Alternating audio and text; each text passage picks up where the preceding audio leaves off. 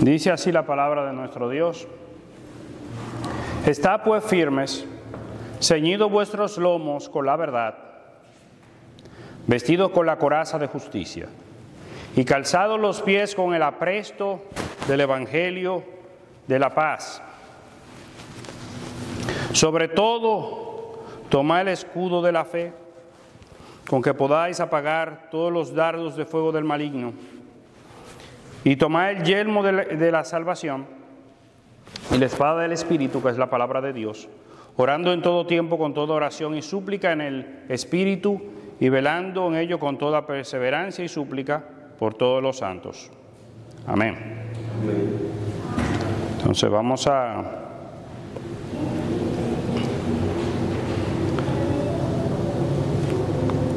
orar por este pasaje, que el Señor nos conceda verdaderamente luz y claridad en cuanto a su voluntad, en cuanto a estas verdades que de la palabra de Dios tenemos ante nosotros. Amén. Oremos. Señor, te damos gracias, Padre, porque nosotros necesitamos tu palabra, como necesita, oh Señor, el hambriento de pan. Porque nosotros necesitamos tu palabra como necesita el sediento del agua. Y nosotros, Señor, necesitamos, porque tu palabra los dice, oh Señor, para que estemos firmes, para que podamos resistir. Señor, ayuda a tu iglesia, ayúdame a mí, a mis hermanos. Mira, Padre, que te lo suplicamos en el nombre santo y glorioso del Espíritu Santo, de nuestro Señor Jesucristo, porque nosotros no somos suficientes sin ti. Mira, Padre, que te lo pedimos. Amén. Amén. El cinturón de la verdad. Efesios 6:14 dice: Está pues firme, ceñido vuestro lomo con la verdad. La verdad. Está pues firmes. Este estudio vamos a responder algunas preguntas esenciales para todo creyente que desea estar firme en la batalla espiritual. ¿Qué es el cinturón de la verdad? ¿Y por qué es la primera pieza de la armadura de Dios? ¿Cómo proteger la verdad doctrinal de los ataques del error y el temor? ¿De qué manera se fundamenta un juicio sólido y permanece en la palabra de Dios?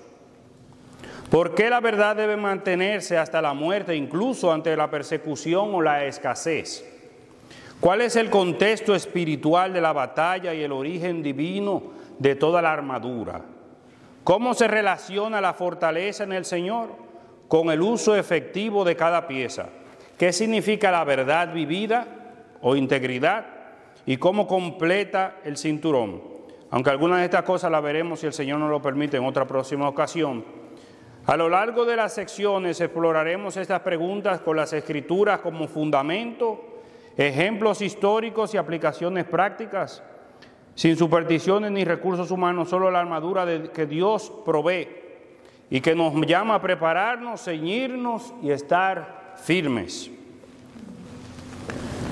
Primeramente, la palabra que aparece allí de que nos pongamos el cinturón, nos cillamos de la verdad. Es una palabra griega, y esta palabra es la palabra perisosamenoi, que es ajustarse la prenda con un ceñidor o un cinturón, ¿verdad? Pararse firme una vez que se ha ajustado la correa de la verdad. En la cultura romana del primer siglo, grecorromana, los centuriones y los soldados romanos utilizaban un cinturón dentro de los elementos de su armadura. Un cinturón romano componía de tiras anchas de cuero reforzado, con hebilla metálica, a veces con una decoración, un faldellín de tiras con remaches de placas metálicas que lo colgaban y se utilizaba para ajustar la túnica para libertad de movimiento. No solamente era para tener un cinturón, sino que ajustaba toda la túnica del soldado para que tuviera libertad de movimiento, para que la ropa quedara bien ajustada. Imagínense una persona que va a la batalla y tenga la ropa que le esté rodando.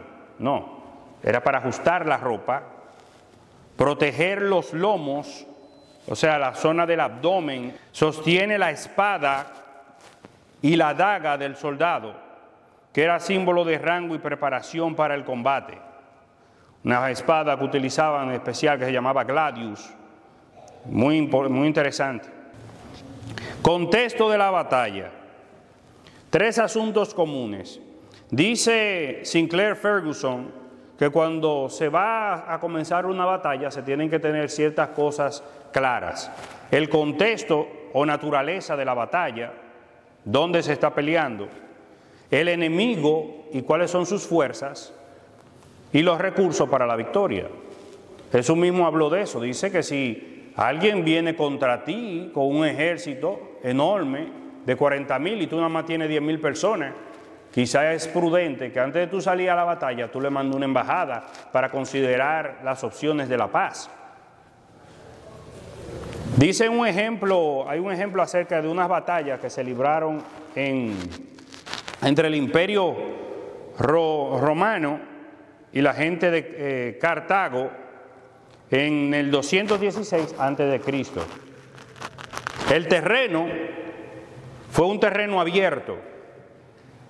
Los enemigos a los que se enfrentaba Cartago era el imperio romano, eran los romanos, que tenían una fuerza de 80,000 soldados. Y que tenían los recursos para la victoria que tenían la gente de Cartago. Actualmente Túnez, que está alrededor de 600 kilómetros de Roma, es más o menos la misma distancia que existe entre República Dominicana y Puerto Rico, y ellos cruzaban eso con barcas, o sea que no estaba muy lejos. Y entonces se encontraba este ejército de Cartago de mano de Aníbal, con un ejército que dice la historia que era de 40,000, la mitad del ejército romano. Pero a pesar de eso, Aníbal utilizó una táctica envolvente en el que le presentó algunos hombres de frente a los romanos y lo atacó por los laterales, lo cual logró la victoria. De la misma manera, nosotros tenemos que considerar que esto no es una guerra carnal, la guerra del cristiano, es contra Satanás, que es un enemigo astuto, las huestes espirituales de maldad, y Dios nos ha concedido la armadura de Dios para la batalla, para que podamos estar firmes y no claudicar. En Efesios capítulo 6, versículo 12 nos dice, porque no tenemos lucha contra carne ni sangre, sino contra principados, contra potestades, contra los gobernadores de las tinieblas de este siglo, contra huestes espirituales de la maldad en las regiones celestes. La armadura de Dios. Hay una descripción que se da de Dios como un guerrero. Y algunas personas pueden pensar, esa alegoría la tomó Pablo porque él, al estar preso, él veía que había soldados a su alrededor. Y algunos pueden decir, no, fue de ahí que viene. Y quizás en parte, pero no totalmente. Porque en el libro de Isaías, el profeta, en el versículo 59, capítulo 59, versículo 16 al 17, dice así: y vio que no había hombre, y se maravilló que no hubiera quien se interpusiese, y lo salvó su brazo, y le afirmó su misma justicia, pues de justicia se vistió, como de una coraza. Una coraza de justicia aparece en Isaías, sí. Y con yelmo de salvación en su cabeza. Tomó ropas de venganza por vestidura y cubrió de celo como de manto. O sea que hay algunas de estas verdades que aparecen en Efesios, como la armadura de Dios, que aparecen tanto en ese capítulo 59 como en otros pasajes de Isaías, lo cual me indica a mí que Pablo, cuando escribe eso, está pensando en Dios, que aparece en el profeta como un guerrero, Y ahora ese guerrero que es Dios, que no hay quien lo pueda vencer, nos cede a nosotros, su pueblo, las mismas herramientas para que nosotros podamos hacer frente a los enemigos espirituales que tenemos. La quilla de un barco. La quilla es una pieza estructural en un barco longitudinal que se extiende desde la proa, la parte delantera, hasta la popa, parte trasera del barco. Es considerada la columna vertebral de la embarcación, ya que sostiene el peso y la estructura del casco, distribuyendo la tensión que sufre el barco mientras navega. Y de esa misma manera describe las Escrituras la mente y el espíritu. La mente y el espíritu. Dice en la epístola de Pedro, la primera, por tanto ceñid los lomos, la misma palabra que aparece en Efesios, de vuestro entendimiento, sed sobrios y esperad enteramente la gracia que se os traerá cuando Jesucristo sea manifestado. Así como dice, poned sobre vuestros lomos la verdad, ¿verdad? Entonces aquí dice, los lomos de vuestra mente, vuestro espíritu, sean ceñidos. ¿Con qué? Con la gracia de Dios. O sea que tenemos que preparar nuestra mente, preparar nuestro espíritu, nuestro entendimiento con la palabra, la palabra viva, la gracia de Dios, para que nosotros entonces tengamos donde sostenernos, donde descansar. Generalmente cuando las personas se cansan, que están subiendo una loma o tienen mucho tiempo caminando, ¿qué hacen? Se agarran aquí, se sostienen sobre los lomos, ¿verdad? Entonces ponen la mano sobre los lomos. Es una imagen de debilidad, es una imagen que necesita que tú te sostienes sobre la parte más fuerte de tu cuerpo para poder sostenerte. Si la mente tambalea, si tú tienes una mente tambaleante, débil, que no está fortalecida por la gracia de Dios, entonces nosotros vamos a tomar muchas decisiones que no van a ser del agrado de Dios y va a terminar con nosotros en el piso. Entonces nosotros tenemos que preparar nuestra mente, nuestro espíritu, con la gracia de Dios, con la verdad. Dos verdades que se unen, la mente y el corazón. La verdad doctrinal para la mente y el corazón para la verdad vivida o la integridad. Estamos hablando acerca de la verdad afectando nuestra mente y nuestra conducta. Entonces, Dios mediante, vamos a ver la verdad doctrinal hoy, y el Señor, Dios mediante, vamos a ver si nos concede la semana que viene, hablar acerca de la integridad, cómo esa verdad debe de afectar nuestra vida. No solamente tengo conocimiento de Dios, sino que tengo conocimiento de Dios y vivo para Dios. Hay un libro muy importante que yo creo que es uno de los más grandes tesoros que tenemos nosotros los cristianos, y es el libro El cristiano con toda la armadura de Dios de Gurnall. Este libro en su original, en inglés, tiene alrededor de 6,000 páginas. En español es mucho más, está más condensado, pero es una obra de arte este libro, porque toma todo el tema de la armadura de Dios y lo va diseminando al paso, poco a poco. Solamente quizá en una sola de las herramientas, de las piezas de la armadura, fácilmente Gurnall invierte más de 100 páginas, buscando cada pregunta y trayendo las verdades bíblicas correspondientes. Y eso es lo que yo en este caso he aprendido mucho de este escritor. Dice en 1 de Pedro 5, 9 al 11, al cual resistid firme en la fe, sabiendo que los mismos padecimientos se van cumpliendo en vuestros hermanos que están en el mundo. Mas el Dios de toda gracia, que nos llamó a su gloria eterna en Jesucristo, después de que hayáis padecido un poco de tiempo, Él mismo perfeccione, afirme, fortalezca y establezca. Toda nuestra resistencia, nuestra perfección, nuestro estar establecido, viene y vendrá de nuestro Señor Jesucristo, no de nosotros. Es por eso que tanto esto de la doctrina como de la vida, a través de la gracia que nos viene por nuestro Señor Jesucristo y la santificación del Espíritu, nosotros que somos débiles, en ellos somos fortalecidos. Somos fortalecidos. No proviene de nosotros, sino del Señor. El Señor es el enfoque en medio de la batalla. No mirándonos a nosotros y nuestro desempeño, sino al Señor. La verdad doctrinal como cinturón de la mente. Santifícalos en tu verdad. Tu palabra es verdad. Satanás ataca la mente con falsedad, error doctrinal y temor, porque dice que él anda como un león rugiente.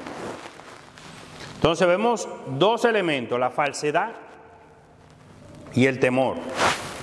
Entonces nosotros vemos un ejemplo claro dentro de las Escrituras de cristianos que examinaban todo lo que recibían a la luz de las Escrituras, y eran los bereanos en el libro de los Hechos. Dice de ellos que eran más nobles que los de Tesalónica, y los de Tesalónica, según la carta que nosotros vemos, eran hombres y mujeres temerosos de Dios. Hay un espíritu dentro de la carta de Tesalónica muy especial, un llamado a la santidad. Y se dice que de estos bereanos recibieron la palabra con toda solicitud, escudriñando cada día. Eso es leyendo a profundidad. Tú tienes tu Biblia. Entonces ellos tenían las Escrituras y leían a profundidad, con solicitud, para ver si las cosas que le decían eran así. Si las cosas que le decían eran así. Tertuliano, uno de los padres de la iglesia, dice que los herejes enseñan con persuasión, no persuaden con sus enseñanzas. Eso quiere decir personas que van y apelan a tus sentimientos, cómo tú te sientes. No apelan a la verdad de Dios. Pueden decirte, mira, tratando de ganar tus afectos, quizá por alguna situación en particular, la familia, que es tu trabajo, pero la palabra de Dios, hombre verdadero, ¿quién lo hallará? Muy acertado Tertuliano. Apelan a emociones, no a la mente. Ejemplo de errores emocionales nosotros vemos en la misma Iglesia Católica Romana y la Iglesia Ortodoxa, donde tiene muchas tradiciones, pero entonces tú le dices, pero dime dónde dice las Escrituras tal cosa, de la ascensión de María, de la oración a los muertos, y esta cosa, no, porque mi papá y mi mamá crecieron así, yo también tengo los sentimientos por encima de la verdad. No podemos nosotros fortalecernos y estar firmes contra las acechanzas del diablo en base a eso, porque el diablo va a ganar ventaja. Cuando se hablan acerca de estas, usted quiere varios ejemplos de que ellos le ponen de cómo hacer guerra espiritual, que no se encuentra en las Escrituras. Dice las Escrituras que la guerra no es contra carne ni sangre. Pero entonces tú ves que algunos te hablan acerca de agua bendita. Algunos te dicen que hay que poner sal. Otros te hablan de que hay una supuesta Veracruz, de quizás de ahí que viene el nombre Veracruz de México, que quiere decir que pedazos de la cruz verdadera de Jesucristo, reliquias que andan algunos de estos grupos diciendo que todavía andan rodando por ahí, que esas son elementos para hacer guerra espiritual. Algunos te hablan acerca de la medalla de San Benito para poder resistir a espíritus malignos. Otro te dice el del santo cíngulo, los santos y los íconos, prendiendo vela para que tú creas que contra eso, con elementos como eso, tú vas a poder resistir al diablo y el diablo se ríe. O eso es como el ejemplo de un hombre que está con una mujer que no se quiere casar con ella, simplemente la utiliza, pero le dice que yo te amo, yo te quiero, pero él sabe que por la razón y a la luz de la verdad no la puede tener porque tiene que buscar la manera de engañarla con algún tipo de argumentos románticos. Pues lo mismo utilizan algunos credos y religiones. Se apartan de la verdad porque sus prácticas no pueden descansar sobre la verdad. Pero si nosotros queremos hacer una guerra contra las huestes espirituales de la maldad y poder resistirla, tenemos que descansar sobre la verdad. El peligro de rechazo a la verdad, la ignorancia, porque entonces cuando nosotros rechazamos la verdad, entonces no podemos hacer diferencia entre la verdad y el error. Hay personas que entonces cuando viene la tentación, vienen situaciones en la familia, no tienen discernimiento, no saben si coger derecha o izquierda, porque no tienen la verdad, ignoran la verdad. Hay otros que solamente se someten a curiosidad malsana y se apartan de las escrituras y dicen cosas como que todas las religiones llevan a Dios. Todas son bien, yo no veo cuál es el problema. Hasta que tú comiences entonces le traes la verdad. Y le dice, ¿cómo que todas las religiones llevan a Dios? Yo recuerdo una persona que él iba a me decía, yo temo al Señor. Yo temo al Señor. Pero entonces iba a un templo budista también. Y te decía, yo me pongo ahí ante el templo, ante esa figura y le pido y me consiguió, ¿qué Dios tú temes? ¿Cuál Dios es el que tú temes? Porque la Escritura dice que no te arrodillarás, ni al Señor tu Dios adorarás y a Él solo servirás. Oh, eso dice eso verdaderamente. Sí lo dice. Entonces, vemos cómo la ignorancia nos hace a nosotros inclinarnos hacia ciertas cosas que las Escrituras, Dios, su palabra inspirada, claramente prohíbe. Entonces, ¿cómo yo entonces puedo decir que yo amo a Dios y su palabra cuando justamente mi práctica es otra? Por causa de mi ignorancia, por causa de que no he querido aprender y ser humilde ante la presencia de Dios. ¿Cómo fundamentar el juicio en la verdad? Abraza sinceramente la verdad. Dice en 1 Timoteo 1:5, pues el propósito de este mandamiento es, el propósito del mandamiento es el amor nacido de un corazón limpio. No solamente es una situación de que yo tengo la armadura del Espíritu y que vengo ahora, voy a pelear contra las huestes espirituales de maldad. Aquí hay muchas cosas que están en juego. El amor nacido de un corazón limpio. ¿Cómo yo estoy amando? ¿Cuál es mi intención, mi propósito ante Dios? Porque yo estoy ante el Señor. Y una buena conciencia y de fe no fingida. Viene la palabra de Dios. Yo puedo decir, bueno, yo tengo una limpia conciencia, pero ¿y mi amor cómo está? Mira cómo Dios está interesado en cada cosa. Porque hay personas que pueden tener una limpia conciencia. Y bien claro dice las Escrituras, si tu conciencia no te reprende, mayor que tu conciencia es Dios. Hasta que no viene Dios y te dice, fulano, pero ven acá. Tú dices que tú eres cristiano, pero a ti tú llegas a tu casa, quizás tú no preguntas si nadie comió, pero yo comí. Yo comí. Y me sucedía a mí en una ocasión, yo recuerdo que había un hermano con el que yo compartíamos un apartamento, y yo comía, hasta que el hermano dijo, pero varón, la comida que yo compro está dispuesta ahí en la nevera. ¿Por qué tú no haces lo mismo? Cualquiera se defendería, buscaría no, pero mi dinero es mío y yo gasto. No hay amor verdadero. Entonces yo tuve que arrepentirme de eso, considerar verdaderamente yo estoy haciéndolo mal. O si yo dejo a mis hijos pasando y a mi esposa, pero no, yo soy un hombre de Dios. Eso no es así. Uno tiene que ser íntegro en el camino. Y si estamos faltando a la integridad, entonces arrepentirnos, porque el Señor es bueno. Pero la palabra de Dios está para eso, por eso es que es un cinturón de la verdad. Porque hay muchas otras cosas que dependen. Tú no puedes ignorarlo. La verdad está ahí para enseñarte cuando tú camines la mentira. Por eso es necesario, primeramente, que esté aquí y que se enseñe y que comprendan, para que nadie diga que tiene excusa. Tenemos que tener mucho cuidado con eso. Verdaderamente sigue el ministerio de la palabra de Dios, por lo tanto, para que nuestro juicio esté fundamentado en la verdad.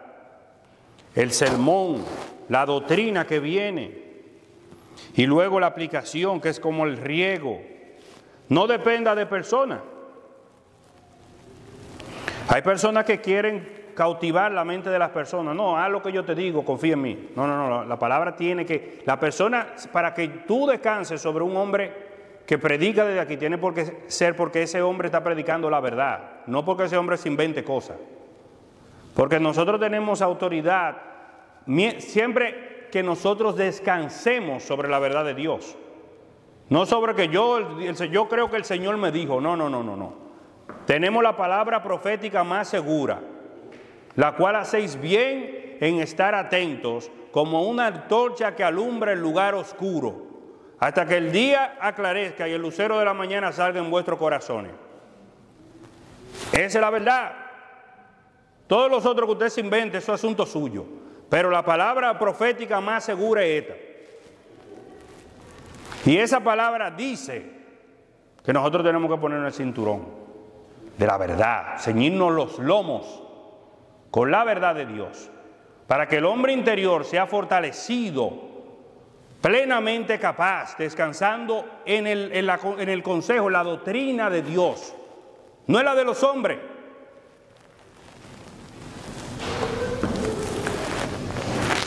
Hay algunos que viven esperando y descansando en curiosidad. ¿Qué es eso? Gurnall describe eso como aquellos que van donde los curanderos.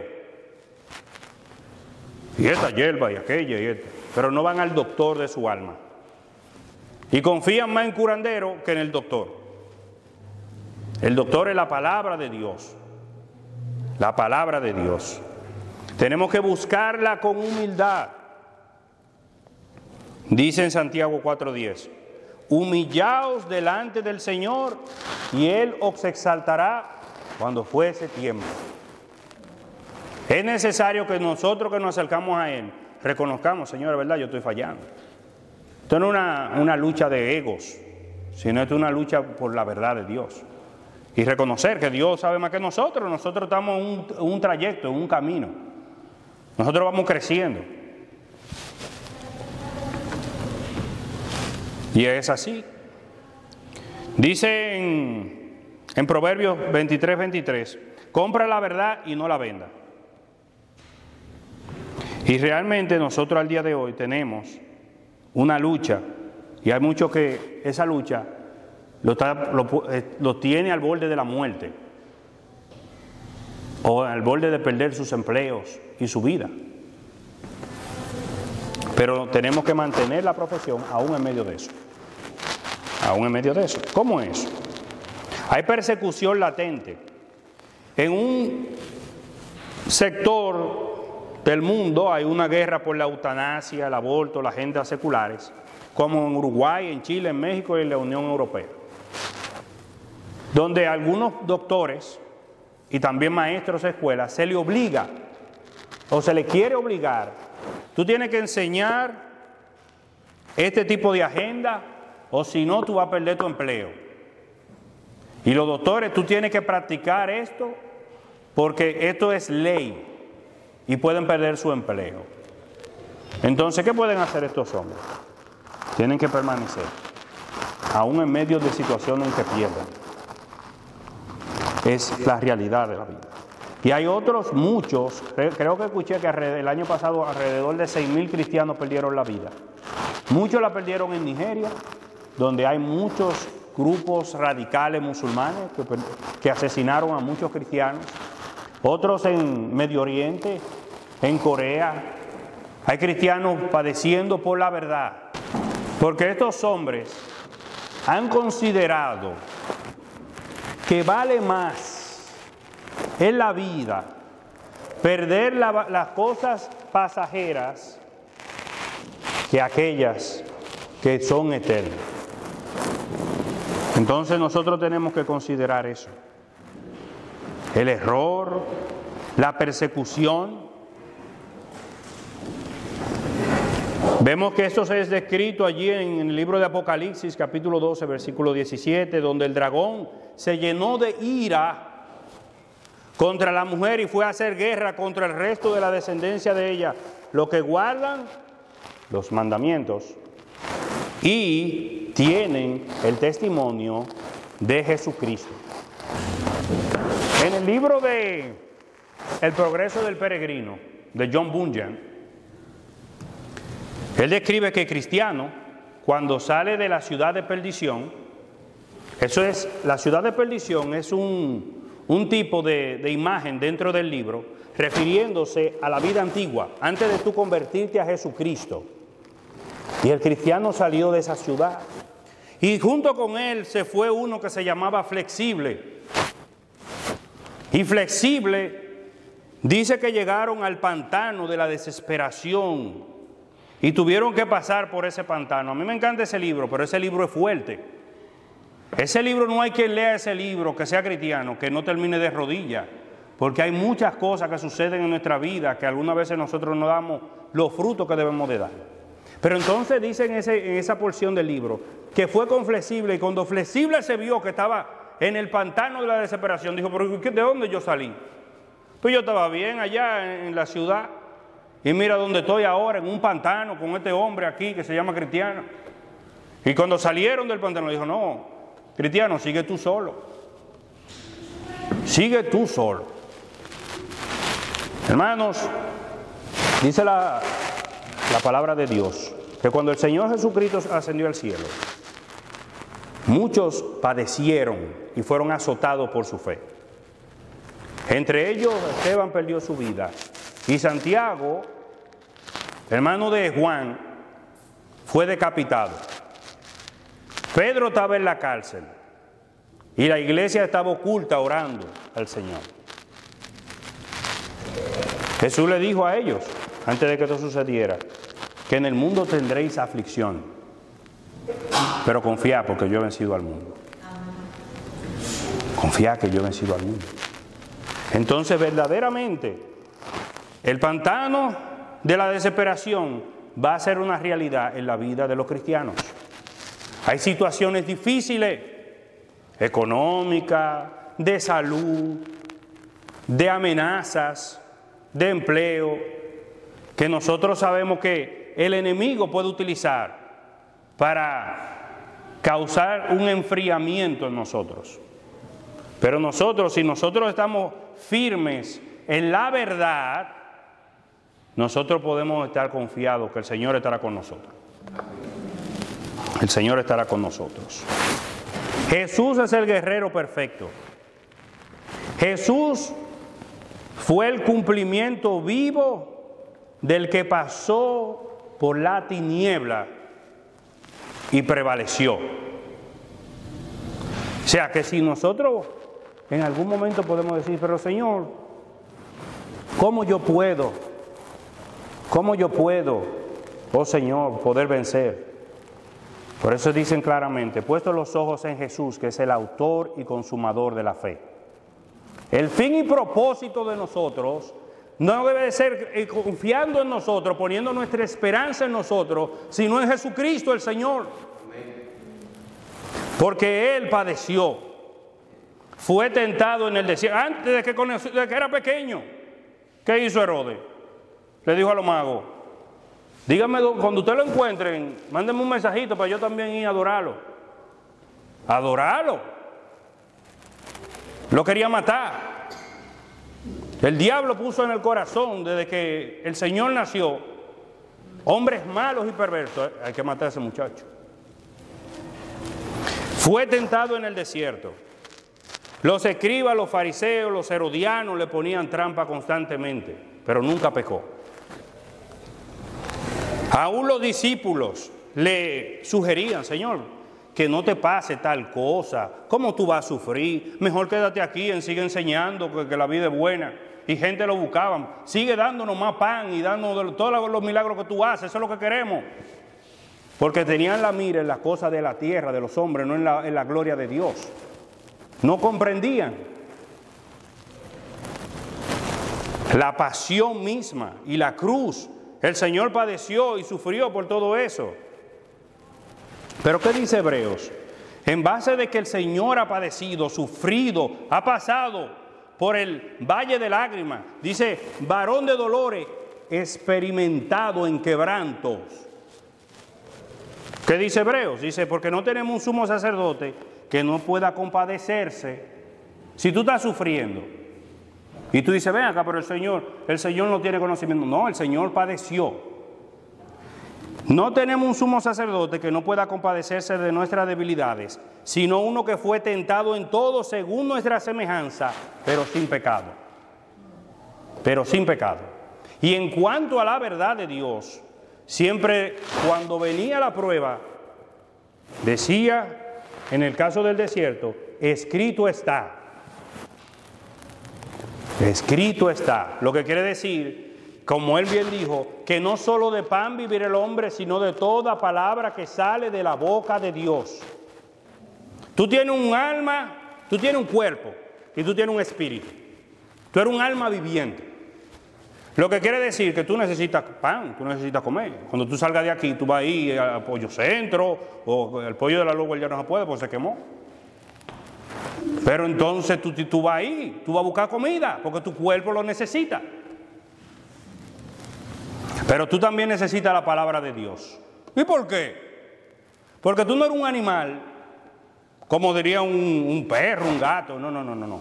Tú tienes la imagen de Dios en ti. Dios te creó y te puso su imagen en ti.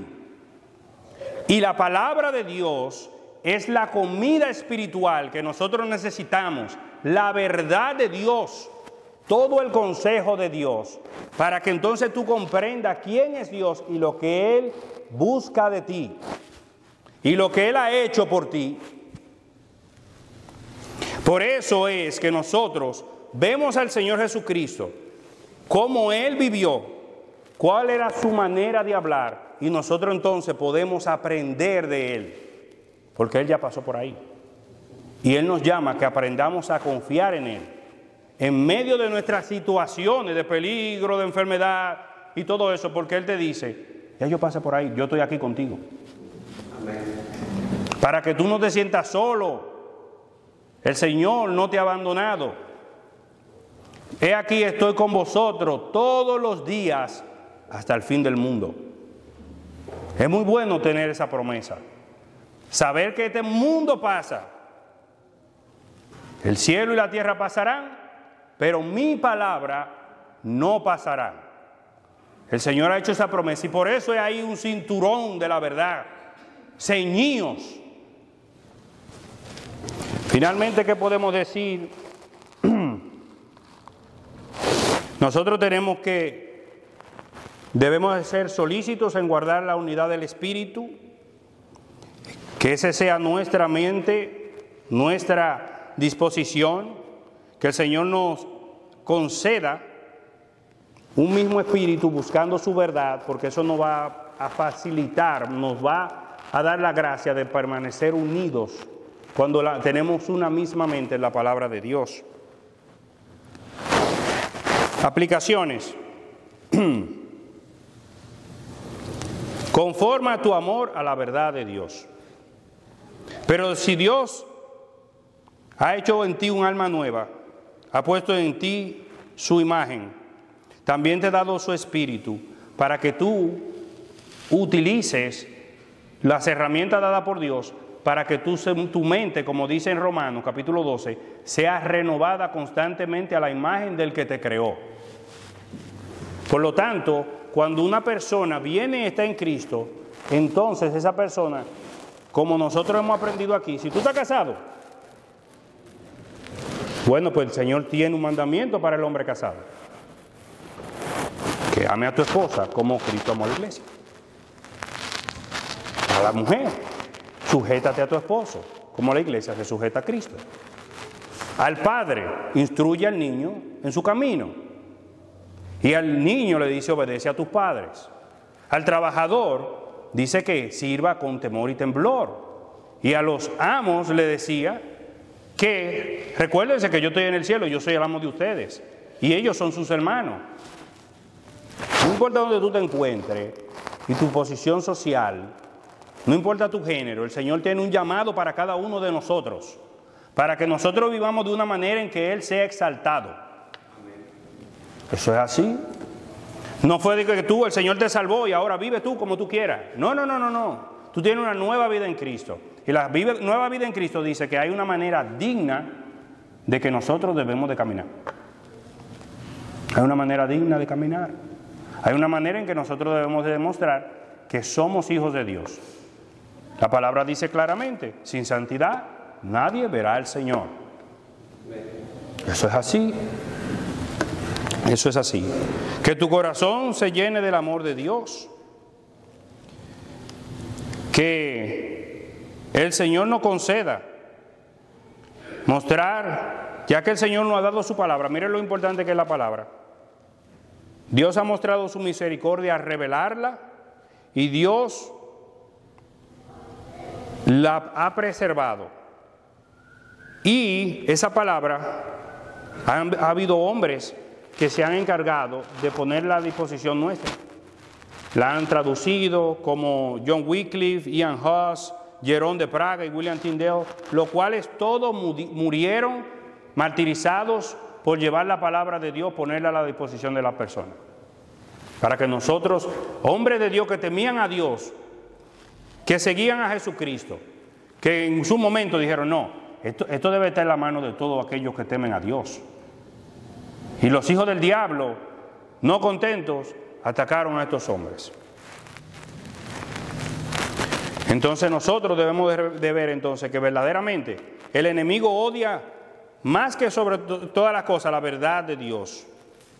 La palabra, a pesar de todo, sigue viva. Sigue viva, cambiando a los hombres.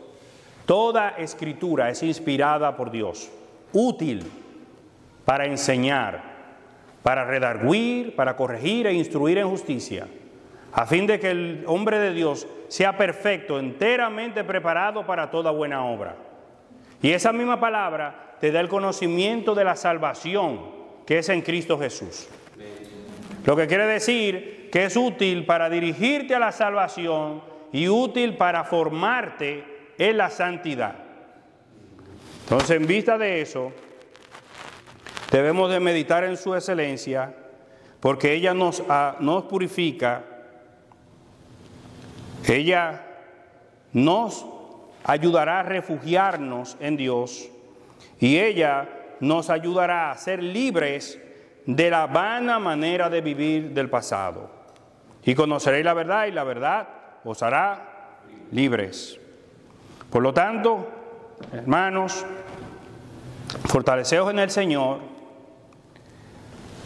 a través de su palabra, que es armadura de Dios, para que nosotros entonces podamos obtener la victoria que solamente se encuentra en Él.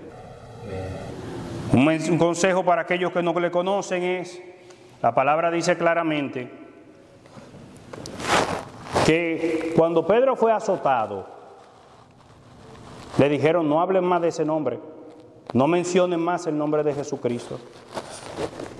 Y Pedro le dijo a ellos que esa piedra que ellos habían rechazado era la piedra escogida por Dios, y que no hay otro nombre bajo el cielo dado a los hombres en el que podamos ser salvos. Solamente la salvación viene por Jesucristo.